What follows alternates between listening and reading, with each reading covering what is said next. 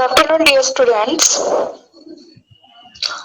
I welcome to the students of second year BCom, third semester, in my online lecture. The thought of the day is we should believe in ourselves. Wherever we are, in whatever condition we are, in whatever post we are, or in whatever field we are, we should always believe in ourselves and we should never give up. This is the lecture for the subject Banking, Law and Practice, Paper 1.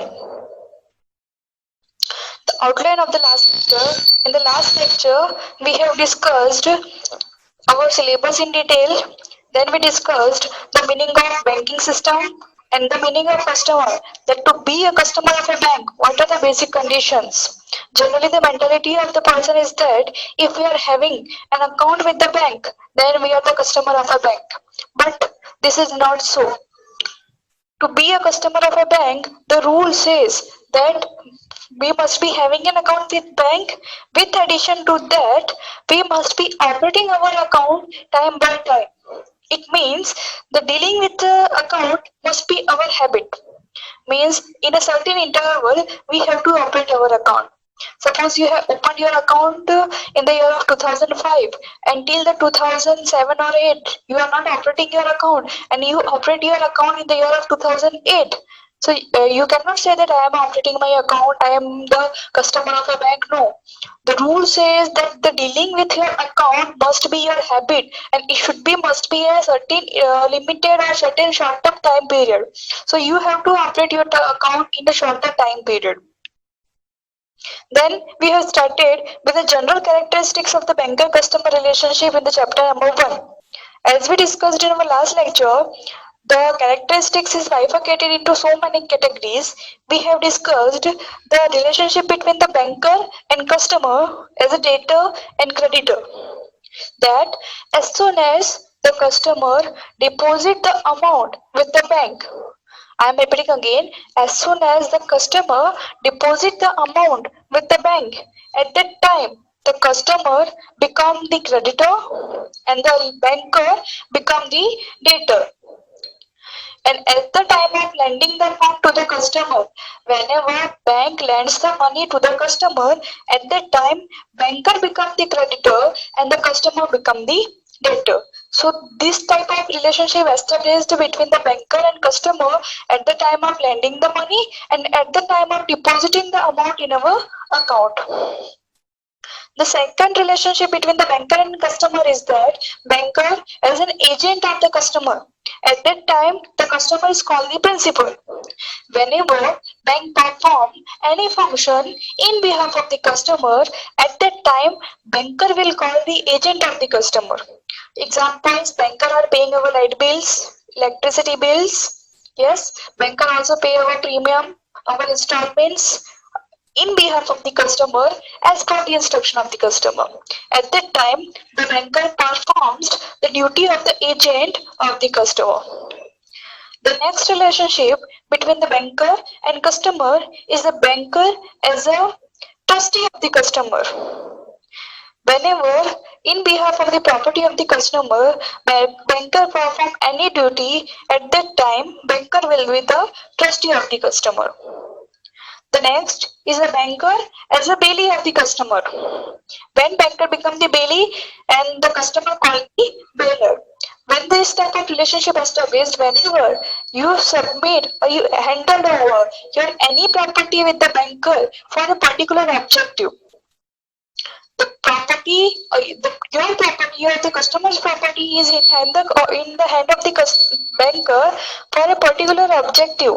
At that time, banker performs the duty of a bailer. Suppose you have handed over the documents of your shares with the banker, but with the objective that you want to sell your shares. So your documents or your shares documents are with the banker with the objective that the banker has to sell that share in behalf of you. At that time, the banker performs the bailee of your property. Here the property is the documents. Any loss occur to your property, in that situation, banker is liable to compensate you. Or you can take the example of loan, gold loan. So suppose you have taken a loan and you kept your jewelry as a security. At that time, what is the purpose to hand it over the jewelries? The objective is security. At that time, if any loss occur to your jewelry because of the carelessness of the banker, and the banker is liable to compensate you according to the Bailment Act. At that time, the banker performs the duty of the bailee and the customer we call the bailer. The next is the banker as an advisor to the customer. Banker will provide the advice to the customer and to the person who is not the customer of the bank in exchange of commission. Which type of advice is that? This is the advice about the investment. Whenever customer wants to invest in the shares of any company and the customer is not able to take the decision at that time, what the banker will do? Banker will advise you to purchase the shares of the right company. In exchange of that, of course, you have to pay the commission to the banker. At that time, the banker will call the advisor of the customer and the customer will call the advisee. Of course, the last decision are in the hand of the customer. The customer is not bound to follow the guidelines or the advice given by the banker. The next is banker as a leaser and leasee of the customer. When this types of relationship established between the banker and customer, when you starting use the property of a banker. Now the question arises generally which type of property we are using of the bank. Generally we are using the locker facility of a bank. Whenever you are using the locker facility of the bank, who is the real owner of that locker?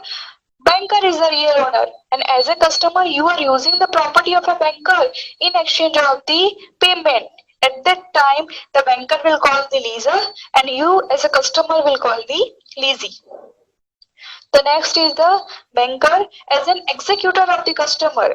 When the banker will call the executor, at that time, you, as a customer, will call the beneficiary. When these types of relationship established between the banker and customer, when the person will die without preparing the paper of attorney. If the person dies without preparing the paper of attorney, at that time to handle the property of that type of person, the court will appoint a legal hire. The court will appoint a person to handle this type of property, and the person is generally a banker, and the banker will decide that who will be the legal hire. At that time, banker will call the executor and the customer will call the beneficiary. All these things we have discussed in our last lecture. Now, we also discussed that the definition of the customer according to the Sir John Peasett in the starting. The last topic of the chapter number 1 we are going to discuss in today's lecture, that is the duration theory. Okay, now duration theory is the part of the, you can say, the definition of the customer which is given by the Sir John Peasett. The duration theory may ask you in examination as a short note sometimes. The Sir John Peasett, who is the father of the banking, says that to constitute a customer, there must be some recognizable course of habit of dealing in nature of regular banking business. 3 conditions are here. They go. Just break down the definition into the parts so you are able to understand in a better way. That to constitute a customer, if you want to call yourself a customer of the bank, so there must be some recognizable course of habit. First thing, it must be a recognizable course of habit. It must be a permanent habit of dealing in nature of regular banking business, that you are operating your account as a regular banking business, and when you are able to operating your account, when you are having an account. So 3 conditions are there. First thing, you must be have an account with the bank. Second thing, you are operating your account in time. Third thing, that operation of account must be your recognizable course of habit. Only and only then you as a customer can be called, you as a person can be called the customer of the bank. This is the definition given by the Sir John Peasett. Why I am repeating this definition? Because we are discussing the duration theory. in the duration theory, the time aspect is important. So the definition given by the Mr. Surgeon Peasant about the customer, this definition is also known as the duration theory. Why? Because you can see in the definition part, what is important? Time period is important. You must be having account, you must be operating your account, but with the condition that you must be operating your account in time or time by time. If you are having an account with the bank, you also operating an account, but if the third condition of the time is not satisfied, then you cannot be called yourself as a customer of a bank. I am repeating again, the first condition is that you must be having account with the bank. The second condition, you are operating your account. And the third condition, you are operating your account time by time.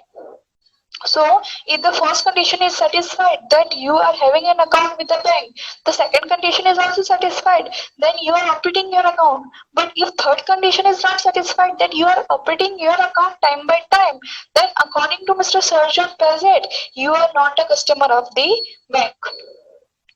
So, here the main focus or the main weightage is given on the time aspects.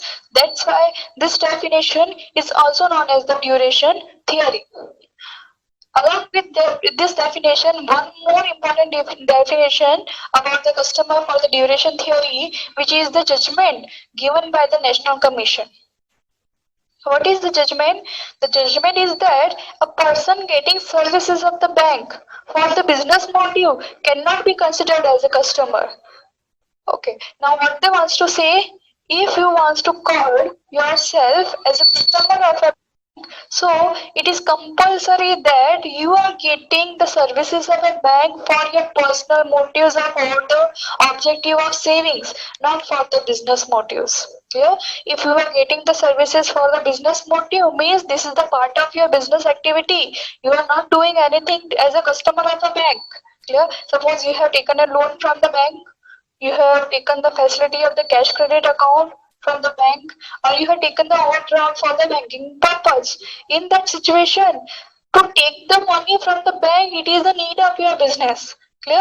You have taken the money as per the duty of your business. Clear? If you want to run your business and you require money, so you have taken the facility from the bank. So at that time, you are not doing anything, you are not performing any function as a customer of the bank. Clear? In that situation, what the banker has to do and what the customer has to do and what are the rules about that, we are going to discuss in duration theory. The two important definition of the customer in the duration theory. Whenever the shortcut will ask in the examination for the duration theory, what you have to do, you have to compulsorily mention these two definition, and you have to explain in your own words, starting with the definition given by the Mr. Surgeon Peasant about the customer, then break down this definition into the three parts, then explain about the three parts of the definition in your own words, then start with the meaning of the customer given by the National Commission and focus on the word about the business motive, or you can say the underline the word business motive, because in this definition this word is the very important word, that if you have taken the services of the bank for the business motive, you cannot be called yourself as a customer. Now, what next you have to do, then you have to discuss about the case. This is the case between the HDFC Bank Limited and the Gardner Optician Private Limited. Just read the case once.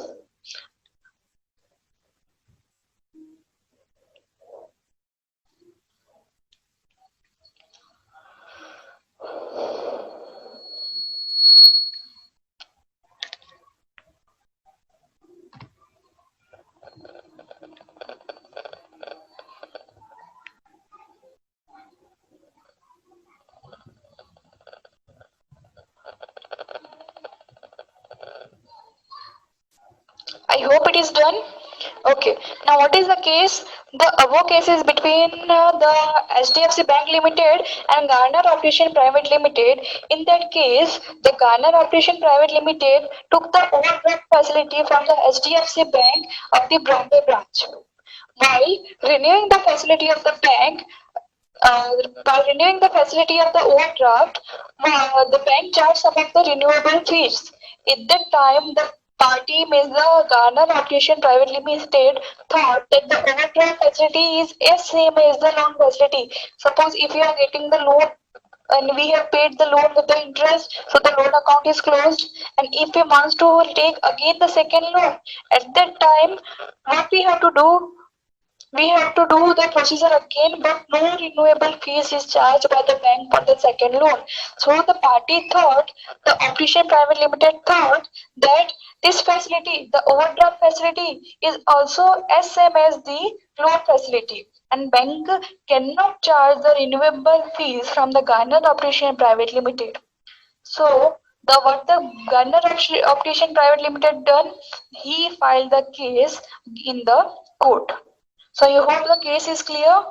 Here this is the case between two parties. The first party is FDFC Bank. Here the bank is the HDFC Bank and the customer is Garner Optician Private Limited. This is the name of the customer or the institution who is the customer. What is all about, the customer has taken a overdraft facility, and while renewing this facility the customer were charged some of the renewable fees by the bank, and the customer thought that overdraft facility is as same as the loan facility, that the customer is getting the fund from the bank, so the banker is not having any right to charge the renewable fees from the customer. Clear? I hope the case is clear. Now, according to you, what should be the judgment of the bank? Just think for 1 minute. Then I'm giving you the answer.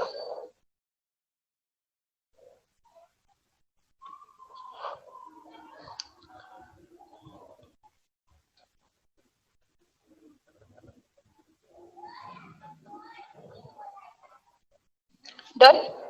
Okay. Now, what may be the answer? As we discussed just now, the definition given according to the judgment of the National Commission, that if the person is getting any services from for the business motive, the person cannot be considered as a person or the customer of the bank. So here we can see that the Garner Operation Private Limited has taken the facility of overdraft for the business purpose. Yes, here clearly mentioned, it is clearly mentioned that the party took over the facility while overdraft facility for the business purpose. Generally, the overdraft facilities and the cash credit facility is for the business purpose. Why? Because overdraft facility is available in the current account. And who is going to open the current account? Of course, the business person is going to open the current account. If the objective is saving, so the person cannot be, person will not open the current account. So this is whether it is mentioned in the case or not. If it is the case about the overdraft, so it is the assumption that the person has taken the overdraft facility for the business purpose. And according to the judgment which is given by the National Commission, if a person has taken the facility of the bank for any business purpose or any business motive, at that time person is not the customer of a bank. The banker is, it means what? It means that the banker is having the right to charge the some of the fees from the customer. So when the person filed the case in the court, so first of all, he filed the case in the district forum. What happened there? In the district forum, as the overdraft, the district forum given the judgment that as the overdraft facility was taken for the business intention, hence, the district forum gave the judgment that as per the Customer Security Ordinance, section number 2, subsection number 1, the party cannot be considered as a customer. Again, I am repeating, as the overdraft facility was taken for the business intention, hence, the district forum gave the judgment that as per the security ordinance section number 2 subsection number 1, the person cannot be considered as a customer of a bank. Means the same definition about the customer is also written, or you can say the same rule about the definition of a customer is also written in the customer security ordinance section number 2 in the subsection number 1. So this is the judgment which is given by the district forum. Then the customer is not satisfied, means the Garner Optician Private Limited is not satisfied with the judgment of the district forum. Again he filed the case in the Maharashtra State Commission. Then what happened? The Maharashtra State Commission appealed that the judgment which is given by the district forum is approved. Means Maharashtra State Commission also approved the judgment which was given by the district forum. And what is the judgment? That as you have taken the facility of overdraft for the business purpose, so you are not the customer of the bank. So the Maharashtra State Commission also gave the same judgment. Even though the customer is not satisfied with the judgment, then what the customer has done? The customer has filed the case in the National Commission. And just now we have discussed the definition of the judgment given by the National Commission, that the National Commission also approve the judgment which is given by the lower forum or the lower court, which are the district forum and the Maharashtra State Commission. Means the National Commission is also in the favor of the district forum and the Maharashtra State Commission. So in short, you can say that the judgment of all the banks are same, that if the person, here the person is the institution, here the customer is the institution, means the Garner Operation Private Limited has taken the facility of the bank. Which facility he has taken? He has taken the facility of overdraft for the business purpose, so that if any customer has taken the facility of a bank for a business purpose, at that time that person is not having the right to call himself as a customer of a bank, and at that time the banker is having the right to charge some of the fees from the that type of person. So the judgment of all the banks are same. This is all about the duration theory. This is all called the duration theory. Clear? What is important here? The time aspect is important here to be the customer, and what is secondly important here? It is must be that you are dealing the account for a personal objective, not with the objective of business purpose.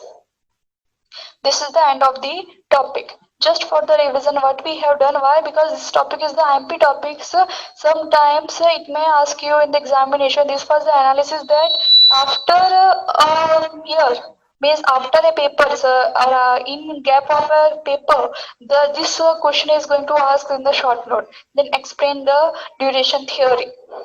So what you have to do, again I am repeating, you have to mention compulsorily two definition.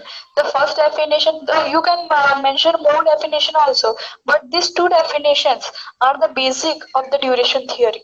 There are many more definition of the customer given in your textbook also, given in so many reference book also. You can search on Google also that what is the definition of a customer of a bank. You can mention any definition given by any person, but these two definitions are the core of the duration theory. So compulsorily you have to mention these two definitions. Which are they? The first definition, which is given by the Surgeon Peasant, that to be a customer of a bank, it is compulsorily that three conditions should be satisfied. And which are these three conditions? First condition is that you must be having an account with the bank.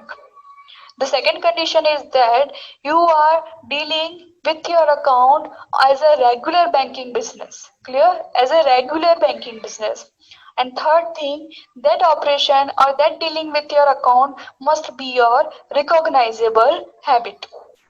If these three conditions are satisfied, then only you can say that you are a customer of a bank. So in the starting of your answer, you have to mention this definition. And these three important conditions, which is also given in your book, you have to mention these three conditions and some of the explanation about these three conditions.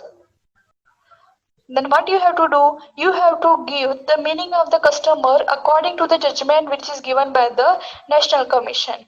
The National Commission says that if a person getting any services of the bank, clear here, any services of the bank for the business motive. So here what is the important word? Business motive is the important word. If the person has taken any services of the bank for the business motive, at that time the person cannot be considered as a customer of a bank. At that time the bank is having the right to treat that type of person as an external person, and the banker is also having the right to charge some of the fees from that person. And what you have to do, you have to explain about this definition. You have to mention this definition and focus the word a business motive. Here, what is important? Business motive. So in the first condition, what is important? Time duration to operate the account. In the first second definition, what is important? Here that you are operating account for personal purpose, not for the business purpose.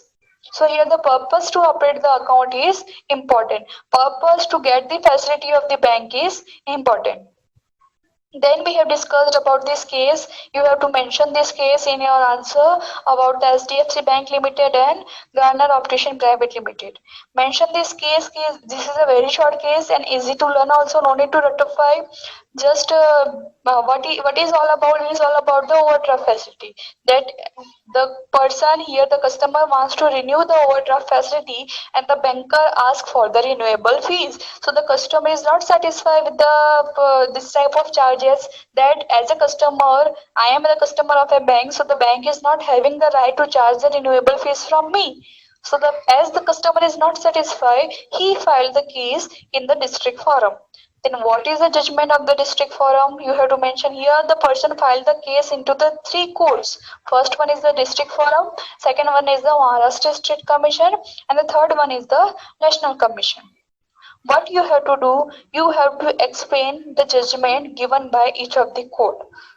We explain first of all about the district forum, that the district forum says that if you are using any facility of the bank for not for the personal objective but for the business objective, so you are not the customer of a bank.